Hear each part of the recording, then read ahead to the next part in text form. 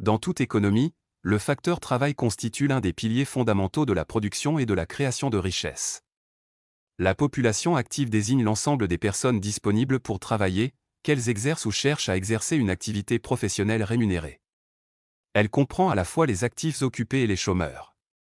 L'accroissement du nombre d'actifs dans un pays est, certes, un facteur clé de la croissance économique, mais il risque en même temps d'aggraver le chômage. Dès lors, on est amené à se poser la question suivante. Comment l'accroissement de la population active contribue-t-il à la croissance économique et comment risque-t-il, en même temps, d'aggraver le chômage? Pour répondre à cette problématique, nous montrerons, dans une première partie, que l'accroissement de la population active contribue à la croissance économique, avant d'examiner, dans une seconde partie, en quoi il risque d'aggraver le chômage. L'accroissement de la population active mobilise davantage de ressources productives et stimule à la fois l'offre et la demande dans l'économie. D'abord, la hausse du nombre d'actifs dans un pays, notamment grâce à l'intégration progressive de la femme dans la vie active, est en mesure de disposer l'économie d'un potentiel de facteurs de production travail additionnel, lui permettant ainsi d'augmenter ses capacités de production, ce qui accroît l'offre de biens et de services. En effet, comme le souligne le document 1, on produisait plus quand il y avait plus d'individus au travail. L'arrivée de nouveaux actifs de meilleure qualification sur le marché du travail est également de nature à améliorer la productivité globale des facteurs de production et à favoriser, par conséquent, la croissance économique. De plus, l'augmentation de la population active mobilisée dans l'appareil productif est de nature à générer la distribution de revenus supplémentaires qui profitent aux différents acteurs économiques et ménages, entreprises et États. Ces revenus additionnels stimulent la demande globale de biens et de services et tirent par la suite sur la croissance économique. Ainsi, comme l'affirme le document 1, la population fournissait à la fois une force de travail et les consommateurs indispensables à la prospérité des entreprises, illustrant parfaitement ce double effet d'entraînement.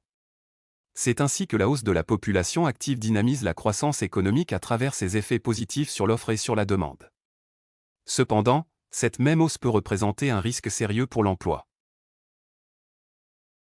Si l'accroissement de la population active peut être un moteur de croissance, il n'en demeure pas moins qu'il peut engendrer une aggravation du chômage, notamment lorsque l'économie ne parvient pas à absorber tous les nouveaux actifs. En premier lieu, l'accroissement de la population active risque d'aggraver le chômage structurel.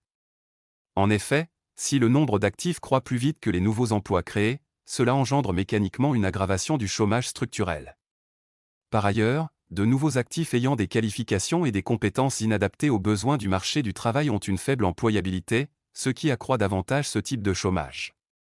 Le document 2 confirme cette réalité en précisant que l'inadéquation entre les compétences des travailleurs et les exigences des emplois disponibles constitue l'une des causes majeures du chômage structurel.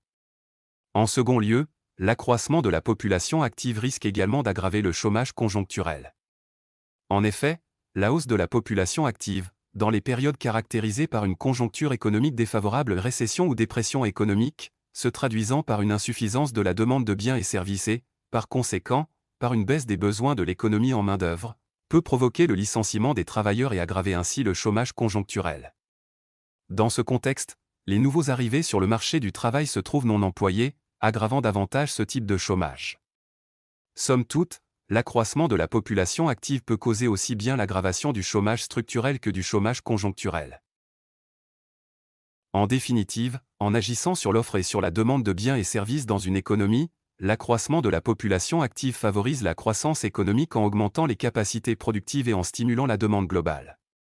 Néanmoins, cette hausse du nombre d'actifs risque d'aggraver le chômage structurel, lorsque les qualifications des nouveaux actifs sont inadaptées aux besoins du marché, et le chômage conjoncturel, en période de récession économique.